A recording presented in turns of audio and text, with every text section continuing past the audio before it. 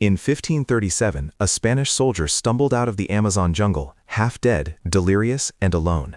He had escaped from prison. He had survived weeks lost in the most dangerous jungle on Earth.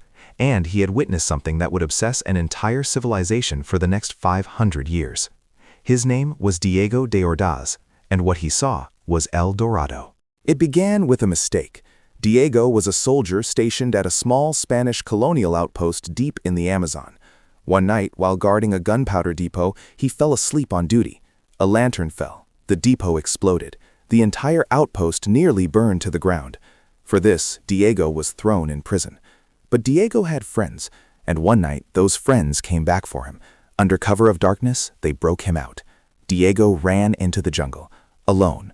No map, no compass, no food. For days he wandered, lost, starving, moving between life and death with every step. And then, by pure chance, he found them. The people who found Diego called themselves the Muisca. They were one of the most advanced civilizations in the entire Amazon basin. They gave Diego shelter, they fed him, they gave him a place to sleep. And Diego, a Spanish soldier with nowhere to go, stayed. For days he lived among them, watched them, learned their rhythms. And then, completely by chance, something happened that Diego would spend the rest of his life trying to describe. The Muisca king, a man named Zipa, was about to be crowned. Every tribe member gathered at the edge of a sacred lake. Diego watched from the crowd. Then Zipa appeared, and what Diego saw next stopped him completely. The king began covering his entire body, head to toe, in gold dust. Not a sprinkle, not a symbolic gesture. Gold powder applied in such quantities that Diego said it looked as ordinary to Zipa as applying salt to food. The king's body became a living sculpture of solid gold. Then Zipa climbed into a golden canoe and paddled to the center of the lake, and the tribe began throwing. Gold figurines, silver ornaments, emeralds, precious stones, all thrown into the water as offerings, surrounding the golden king at the center of the lake. When Zipa finally emerged from the water, washed clean, the gold dissolved into the lake below. He was no longer just a chief. He was a king, crowned by the lake itself.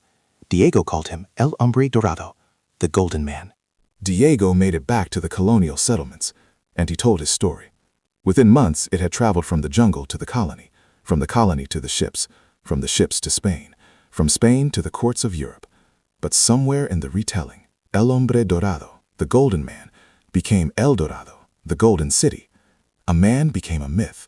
A ceremony became a treasure map, and suddenly every adventurer, every soldier, every king in Europe had the same thought. If one man could be made of gold, imagine what his city must look like. The hunt for El Dorado had begun, and it would consume men for the next 300 years. Expeditions entered the Amazon and never came back. Fortunes were spent. Armies were lost. Francisco de Orellana sailed the entire Amazon River searching for it. Sir Walter Raleigh made 2 attempts from England. The second one cost him his son's life. And in 1537, the same year Diego told his story, a conquistador named Hernan Perez found the lake. The actual lake. The sacred lake where Zipa had been crowned. And what Hernan did next is a story for the next episode.